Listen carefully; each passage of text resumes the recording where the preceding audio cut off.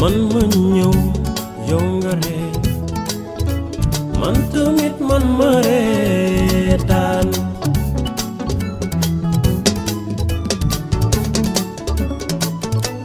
man ma ñëw yow nga jooy man tamit man ma jooyee. Salut à tous et bienvenue pour la suite et fin de votre émission Leitmotiv consacrée à une icône de la mode africaine, Colley Sohardo. Colley Sohardo, bonsoir. Bonsoir. Merci de partager ton histoire avec nos téléspectateurs. Alors, après une carrière bien remplie dans le mannequinat, tu décides de te reconvertir dans la mode. Comment t'est venue cette idée et comment tu t'y es prise? Bon, quand j'étais en France, avant de rentrer déjà en France, je faisais quelques modèles pour des personnes. Et je suis rentrée en 82 au Sénégal. Et après j'ai pensé, j'ai dit bon, il fallait que je lance je vais faire un défilé. Pas pour m'installer, mais je vais faire un défilé. D'accord. Et j'ai fait un défilé en décembre 82. Et quand j'ai fait le défilé, c'était une boîte qui devait s'ouvrir, qui s'appelle Kursamba. Et il y avait cette boîte qui devait s'ouvrir. Et je suis allée voir les propriétaires à Dakar pour leur demander est-ce que je pouvais lancer quelques modèles de ma création. Et comme je les connaissais, ils ont accepté. Mais tu avais fait tes modèles où tu les avais confectionnés? Donc je les confectionnais à Dakar, toute seule. Sans atelier, sans personne? Non, avec une machine que j'avais ramenée de Paris. Avec la machine, c'était ma machine de travail à Paris et je l'ai ramenée et j'ai fait ma collection. Alors pour pouvoir faire un défilé, il faut combien de modèles à peu près pour présenter sa collection? Moi j'ai présenté 11 modèles. J'ai présenté 11 modèles, les 10 en soie. Et après, j'ai une amie que je vous disais tout à l'heure dans l'autre émission qui avait fait le défilé avec moi pour ma première collection. Elle m'avait amené un pagne. Elle m'a dit, essaye de faire quelque chose avec ce pagne-là. Tu vois? Et j'ai pris un pagne tissé. Et quand j'ai pris le pagne, j'ai pris de taffetas de soie. J'ai fait le bas avec le pagne, avec une petite jupette. Et j'ai fait le haut avec la taffetas de soie. Et c'était un seul modèle.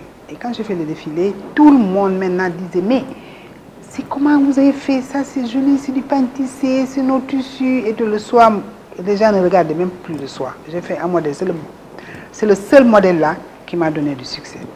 Et, tu vois. Et après les gens disaient, oui, elle vient de Paris, elle a fait Christian Dior, tu sais, chacun disait de son côté, elle travaille comme de Chanel, ils ont commencé à lancer. Tu vois, de bouche à l'oreille. Et maintenant, moi, j'étais chez moi. J'avais une pièce où je travaillais avec une petite table, avec ma machine. Et les gens ont commencé à venir. Chacun disait, oui, on veut ce modèle-là. Ce modèle-là, je ne sais pas combien de modèles que j'ai vendus. En fin de compte, je disais aux gens, non, je ne vends plus ce modèle-là. Parce que maintenant, je vais faire créer autre chose. C'est comme ça que je me suis lancée. Et après, j'étais inondée de personnes. Chacun voulait porter le modèle de Colley. Mais est-ce qu'à cette époque déjà tu pensais ou tu savais que tes créations allaient devenir une marque? Non, non, franchement. Comment tu voyais ton positionnement? Je voulais juste rester chez moi et avoir ma machine et avoir des gens qui commandent et je leur fais du sur-mesure, tranquille. Une couturière qui fait du prêt-à-porter. Prêt-à-porter, moi c'est ce que je voulais faire. Mais après quand les gens ont commencé à inonder ma maison, il fallait que j'avais plus de famille, vie de famille. Parce que même à minuit, les gens venaient. Quand tu as une boutique, on sait que tu descends à telle heure. Oui, mais 20 heures, tu fermes. Mais quand tu es à la maison, il peut se dire que non, je vais faire tous mes courses et après je vais finir chez Colley. Tu vois? Et ça, c'était plus possible. J'avais des enfants, j'avais un bébé déjà qui venait de naître et c'était impossible. Maintenant, mon mari m'a dit, il faut que tu cherches un petit local, comme ça tu vas là-bas avec ton travail, comme ça. Quand c'est fermé, c'est fermé. La famille, c'est la famille et le travail, c'est le travail. C'est comme ça. Et puis je suis allée chercher, je suis allée louer aux allées du Centenaire, une maison qui était là-bas. Et là où j'habitais dans le quartier, je connaissais une dame qui était là-bas, qui m'a dit, est-ce que tu peux me prendre ma petite sœur pour qu'elle apprenne la couture. C'est comme ça. C'est comme ça que tu débutes, C'est avec comme une ça. personne. Après ça, je ne pouvais plus le faire tout seul, j'ai pris un tailleur. Après le tailleur, c'était plus possible, j'ai pris, c'est comme ça que je me suis lancée. Mais dès que j'ai commencé, moi, j'avais déjà mon logo, j'avais ma marque, je savais que c'était ça. Et j'avais déjà fait mes étiquettes, j'avais tout. Mais je ne voulais pas avoir un atelier où j'avais 10 personnes à gérer, avoir une boutique. Je ne pensais pas à ça quand j'ai commencé. À quelque chose de petit. Voilà, c'est comme ça que je pensais. Mais après, ça a débordé, ça a débordé, ça a débordé. Et ça, j'étais obligée maintenant d'ouvrir un local ailleurs, prendre des gens pour m'aider parce que je ne pouvais pas tout seul faire les commandes. Et voilà, c'est comme ça que c'est parti. Qu'est-ce qui t'a permis de croire en toi? Qu'est-ce qui t'a permis de... Oui, qu'est-ce qui t'a permis de croire en toi? Est-ce que tu n'as jamais eu de moment de doute? Vous savez, quand on est croyant, on ne se pose pas la question. Tu vois? On continue. Le destin est le destin. Moi, j'ai jamais pensé à ce que je vais avoir demain. D'ailleurs, j'ai plein de problèmes avec les gens parce qu'ils me disent tu ne fais pas de programme. Non, je ne fais pas de programme. C'est Dieu qui fait le programme. Ah oui, c'est vrai. Parce qu'on peut faire des programmes, mais quand c'est fini, je ne sais pas. Et je veux pas. Je suis tellement attachant, je suis tellement. Je ne sais pas. Je veux tellement. Quand je tiens à quelque chose, je veux faire quelque chose, je veux le réussir, tu vois. Et je ne veux pas m'angoisser sur certains problèmes de la vie. Tu vois. J'ai envie de faire ça. Bon, je dis, c'est ça que je veux faire peut-être. Et après, je ne sais pas ce que je fais demain. À quel moment de ta jeune carrière, tu as vraiment cru en toi et que tu t'es dit que ta marque allait durer dans le temps? Bon, j'ai pas pensé ça comme ça parce que je me suis dit, en tout cas, je n'ai pas programmé. Je n'ai pas programmé ma vie. Je dis, je veux faire ça, c'est mon métier, c'est ce que j'aime, ce que je veux faire. Et je vais faire de telle sorte que ça aille de l'avant, tu vois. Dans ma création, dans mes relations et dans mes voyages, j'essaie de représenter, vous savez, la marque Collé Soardo, ce n'est pas seulement Collé Soardo, mais je représente aussi mon pays, le Sénégal. Tu vois, surtout, c'est ça qui me donne plus de force. Parce que quand je dois représenter le Sénégal, parce que même si ce n'est pas le Sénégal qui vous envoie à aller faire des missions, quand vous sortez de votre pays et vous allez dans un autre pays, si vous représentez votre pays. C'est clair. Tu vois. Et quand je dois aller faire un défilé à Abidjan, quand je dois aller faire un défilé au Gabon et tout, je me dis, c'est comme si on vous envoyait en guerre. Il faut que vous allez représenter votre pays dignement. Tu vois, peut-être ça qui améliore peut-être le travail que je fais chaque fois. Et voilà. Est-ce que le succès, justement, ne t'a pas fait perdre pied à un moment de ta vie ou de t'éloigner de tes valeurs? Est-ce que tu n'as pas un peu chopé la grosse tête à un moment? Jamais, jamais. Tu as toujours gardé les pieds sur terre. L'éducation de base est très solide. J'ai été élevée par ma grand-mère Peul. J'ai été entourée que des Peuls. Oui, il paraît que les Peuls sont très stricts en plus. Et toutes les personnes que je rencontre, toutes les personnes qui sont autour de moi, j'ai une amie, quand j'ai commencé, ce qu'elle m'a dit, quand je pense souvent à ça, elle m'a dit, Collé, il me dit, il ne faut pas changer, reste comme tu es. Il y a 3 personnes qui m'ont dit ça. Chaque fois, parce qu'ils avaient peur peut-être que je change. Il me dit, Collé, s'il te plaît, reste comme tu es, ne change pas. Je dis, je ne changerai jamais. Parce que tout ça là, c'est les affaires de la vie. Tu vois? Les personnes sont plus importantes. Les relations sont plus importantes. Et moi, je tiens beaucoup aux relations humaines.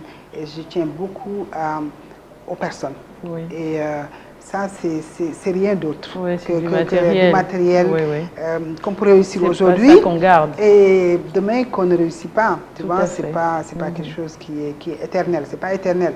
Mais vous et moi, on est là. Exactement. Et notre relation humaine doit être vraiment franc et fort. Alors, quel est ton secret pour non seulement gérer ta carrière, ta vie de femme et de mère?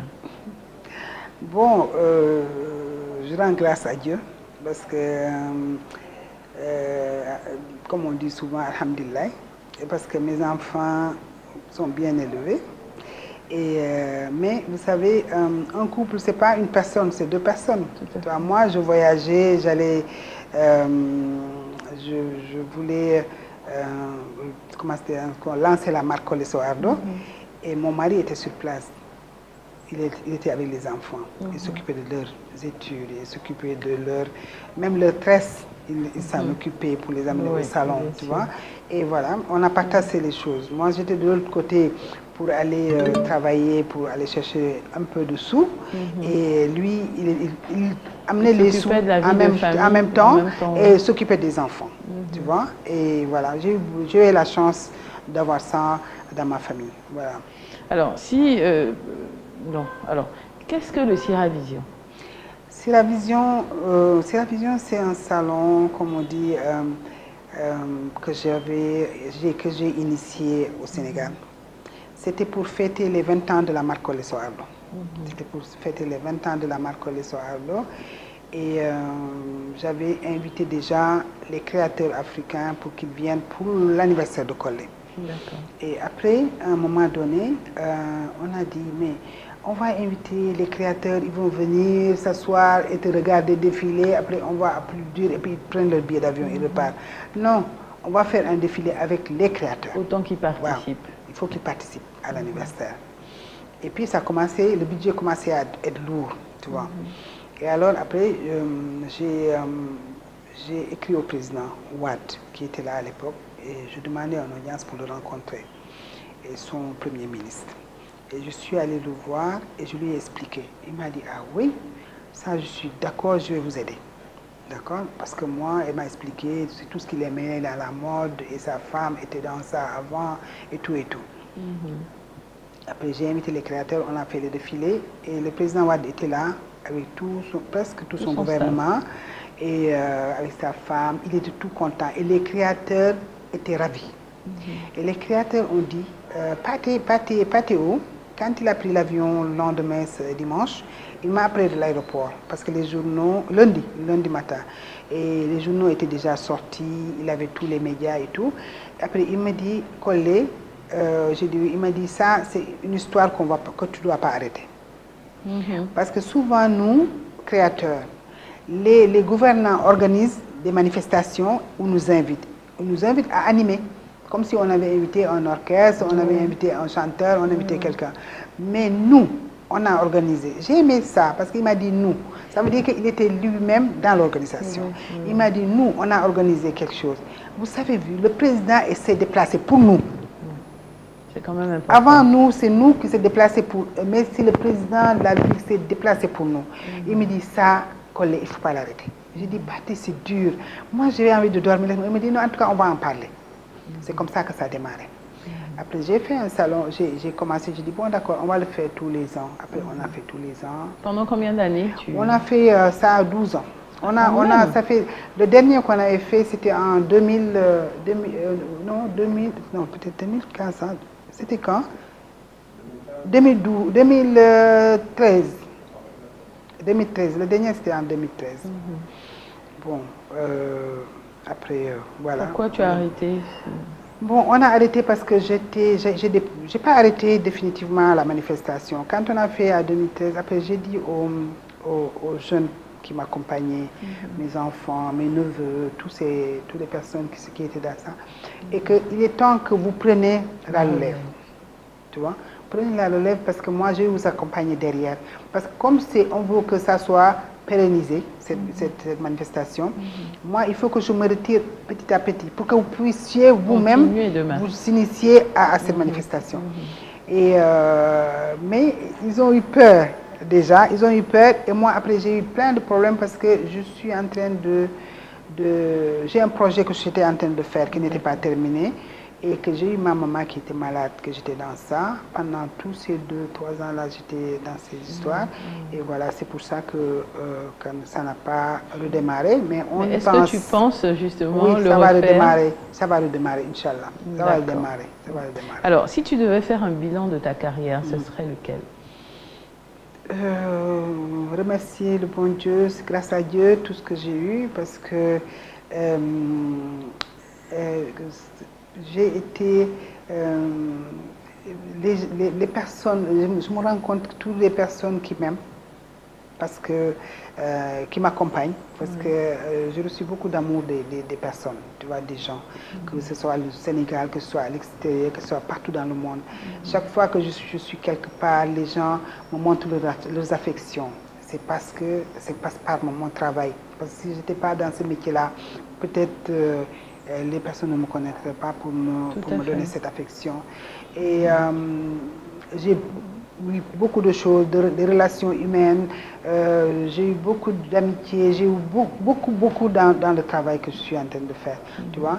Et je pense que c'était quelque chose à choisir. Je suis très heureuse de faire ce métier-là.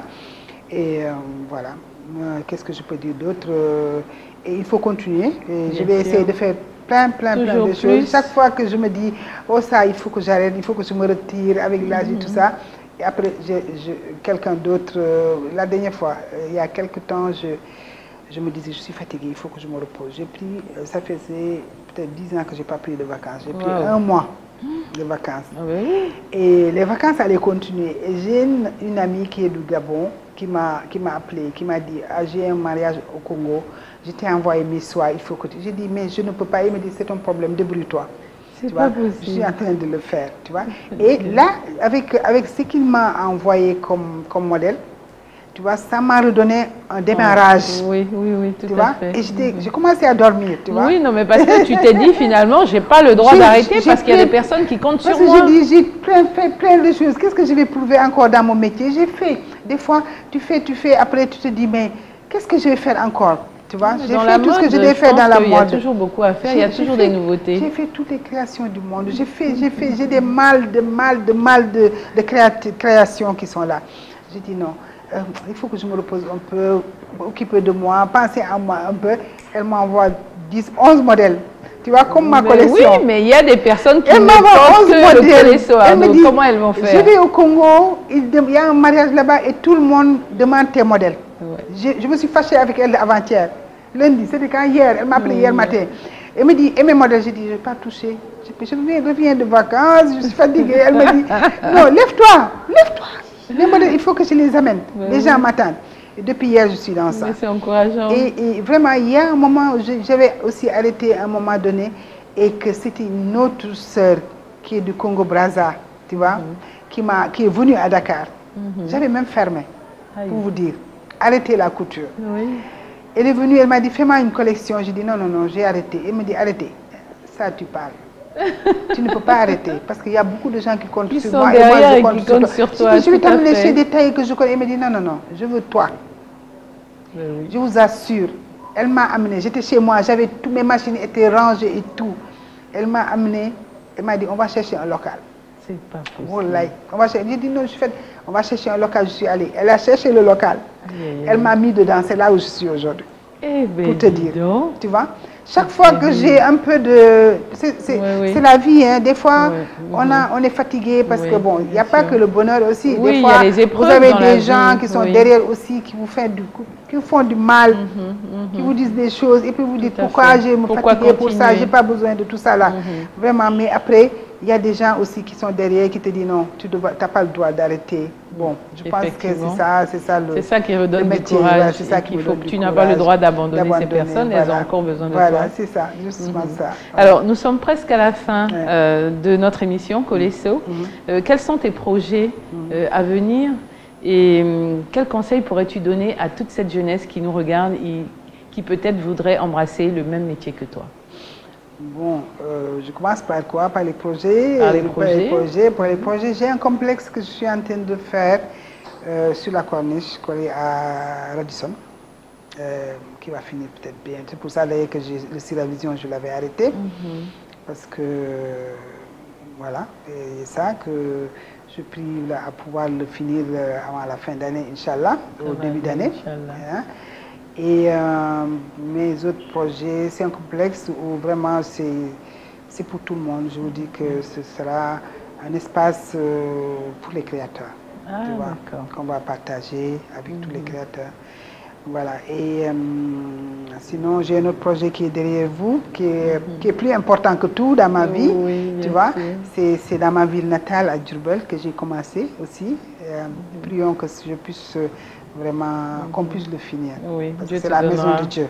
du La courage. maison de Dieu, c'est pas ma maison, c'est pas pour moi, Bien c'est sûr. pour, C'est pour toute une voilà, population. c'est pour nous, tu Bien vois. sûr. Et ça, c'est un projet. Le projet le plus important dans ma vie, vraiment, c'est ça. Si tous mes projets ne finissent pas et que ça finisse, je serai C'est ça le plus heureuse, important. tu vois. Et autre, bon, c'est la vision. On De va reprendre. de reprendre sur la Bien vision. sûr. De reprendre, pas pour moi, mais pour toutes les personnes qui comptent sur la vision. Sur la vision a fait quand même beaucoup de créateurs. Tu vois, les jeunes talents. Parce qu'on avait des concours de jeunes créateurs. Et chaque fois que ces jeunes créateurs faisaient leur défilé, la veille de notre grand défilé, nous, les créateurs, disaient, mais où est-ce qu'on va, comment on va, qu'est-ce qu'on va présenter, tellement qu'il y avait de la créativité. Il y a beaucoup de créativité en Afrique. Ça, Il y en a beaucoup, beaucoup, beaucoup. Et ces jeunes, il faut les accompagner. C'est de très bons artistes. Voilà, il faut les aider à sortir au moins le savoir-faire. Oui. Tu vois, parce qu'ils ont des idées, ils veulent faire, mais ils n'ont pas de podium pour montrer leur créativité. Tu vois, et aussi les grands couturiers, tu vois, qui veulent aussi lancer leur collection. Oui, Moi, en je dehors pense de que- leur pays. Je pense qu'on est comme, c'est dommage parce qu'il y a tellement de créativité en Afrique. Hein, on n'arrive pas à avoir un grand salon où tous les créateurs africains pour se retrouvent dans ce salon-là pour montrer, faire des salons comme en Europe. Oui, tout à fait. Il y a 2 salons. Nous, on peut faire un salon parce que en Europe, ils font 2 salons parce qu'ils ont l'hiver et l'été, tu vois. Et nous, toutes nos collections, on peut mélanger l'été et l'hiver, tu vois, parce que nous, on n'a pas de ces hivers-là, tu vois. Et si on veut inviter les acheteurs, on peut mélanger l'hiver et l'été, faire un grand salon, que ce soit. Avant, on avait les cités d'Abidjan, tu vois. Avant, on avait des. C'est pas faire seulement, si la vision, un défilé de mode, après tout. Ça, c'est un défilé, c'est pas un salon. Tu vois, mais faire des salons, des salons professionnels pour vendre la création africaine. Ça, il faut que nos États nous aident. Ils ne pensent pas à nous, c'est dommage, parce que ça, c'est aussi la rentabilité. Oui. Tu vois, je dis que si on pouvait faire, comment dis-je encore, voir tous les créateurs, tous les tailleurs, je ne parle pas seulement des créateurs, tu vois, toutes les personnes qui s'assoient dans des machines en Afrique. On n'a qu'à comment dire, le recensement. Ils n'ont qu'à recenser pour voir combien de tailleurs, combien de personnes qui s'assoient sur une machine le matin au soir pour faire. On est plus nombreux que tous les métiers du monde. Tu vois, on est plus nombreux. Oui, mais je pense qu'effectivement, il y a un sérieux problème, je pense, de financement et d'organisation. Parce que tous les événements dans la mode, effectivement, commencent 1 an, 2 ans, 3 ans, mais à un moment, ils arrêtent parce qu'ils sont à bout de souffle. Voilà. Voilà, effectivement. Il n'y a pas de financement. Et eux-mêmes, il y a des ministères, moi je dis, il y a tous les ministères. Il n'y a pas de ministre de la mode, il n'y a pas de ministre on nous mélange dans plein de ministères, tu vois. Et nous, on a envie quand même qu'on croit à nous et qu'on nous donne aussi notre part du monde, quoi, dans ce qu'on est en train de faire. Parce que, bon, je pense qu'on fait plein de choses, on fait de la créativité, on se bat de chaque côté. Quand j'entends les gens dire que oui, l'État ne nous aide pas parce que ceci, l'État ne nous aide pas parce que cela. Il y a certaines personnes qui pensent que l'État doit prendre tout en charge. Moi, je n'ai pas dit ça, tu vois. Je n'ai pas demandé ça. Oui, parce il faut qu'ils vous aident quand même un peu. Voilà, c'est ça. Au moins une petite aide, ça contribuerait. contribuerait. Il y a quelque chose qui existe déjà. On existe déjà. On existe valablement. Tu vois? Parce que regarde comment on est copié à l'extérieur. Parce qu'on n'a pas de moyens. Beaucoup, tu vois? Quand tu vois, il y a des usines qui viennent s'installer chez nous en Afrique, tu vois, qui prennent nos idées et qui vont en Europe pour donner ça à leurs parents qui font ce qu'on devait faire. Tu vois? Et bon, je ne veux pas citer de trucs, mais c'est dommage, quoi. Tu vois? Parce qu'avant, les vax, autres, les bassins, c'était pour l'Afrique. Oui, tu vois, c'était pour un tissu africain, mais maintenant, vous voyez, vous allez en Europe, voilà, vous voyez une le pagne est associé dans tous les accessoires, les sacs, les colliers, tout. Et quoi? Et c'est les Africains qui l'ont lancé, mais parce que les Africains n'ont pas les moyens, eux, ils les prennent à nos places, parce qu'eux, ils ont les moyens, ils sont accompagnés. Tu vois, c'est dommage, quoi. C'est dommage. Il faut aider les jeunes qui viennent quand même, il faut leur donner le courage, parce que nous, peut-être, le courage qu'on a eu, l'accompagnement qu'on a eu dans nos familles, peut-être il y a des personnes qui ne l'ont pas. Tu vois, il y a des personnes qui ne l'ont pas. Et ces personnes-là, il faut quand même penser à eux. tu vois, parce que c'est une industrie, hein. La mode c'est l'industrie, tu vois, c'est une industrie comme toutes les industries, il y a le pétrole, il y a le diamant, il y a tout. Nous aussi on fait partie de ce monde-là, tu vois, il faut qu'on nous aide il faut qu'on aide aux créateurs de se lancer, de pouvoir avoir une usine. Vraiment, parce qu'il y a beaucoup de gens qui vont au Maroc, qui vont faire le même, il y a d'autres qui vont en Chine, aussi loin. Et encore, il faut pouvoir y aller. Et ouais, il faut avoir les moyens d'y aller. aller. Tout le monde. Et pourquoi pas l'Afrique? Tous les tailleurs qu'on a dans ce monde-là, tu vois, quand vous allez même en Europe, derrière les ateliers, comme je dis souvent, c'est les Africains qui sont là-bas. C'est pas des la main-d'œuvre moins chère. Tout le main-d'œuvre. Tout à fait. Nous, hein. Tout à fait. Et vraiment, je pense qu'il est temps de penser à nous. Alors, tes conseils pour terminer? Les conseils pour les jeunes, il faut avoir de la volonté et être patient. La patience surtout. Ah, ça, c'est un grand mot. Parce que quand je vois des jeunes qui sortent de... Une jeune fille est venue me voir la semaine dernière. Elle me dit, oui, j'ai fini mon école, là, on a fermé et je suis en train de faire ma collection. C'est pas comme ça. Il faut apprendre. Il y a des bases dans la mode. Il ne faut pas être pressé. Parce que telle personne est à côté de moi, elle a lancé une collection, il faut que je lance une collection. Une collection ne se lance pas comme ça. Il faut savoir le lancer. Ce n'est pas parce qu'on sait couper, on sait monter, qu'on peut lancer une collection. Il faut avoir de l'expérience, il faut travailler pour apprendre encore plus. Ça.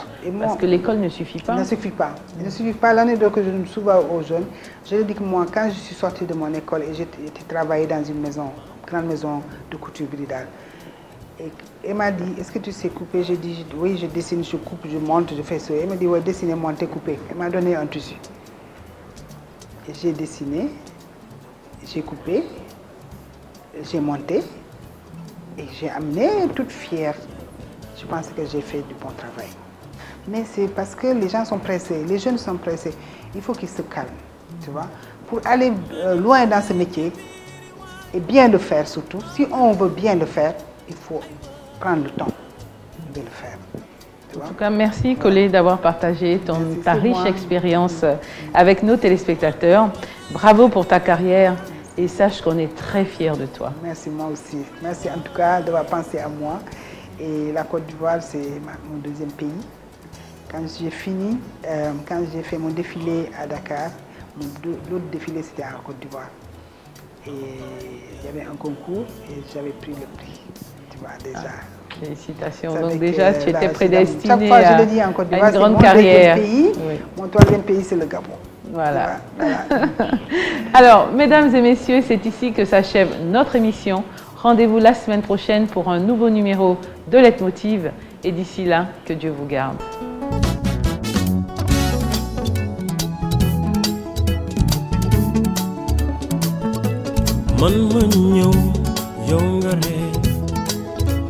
Man tamit man ma reetaan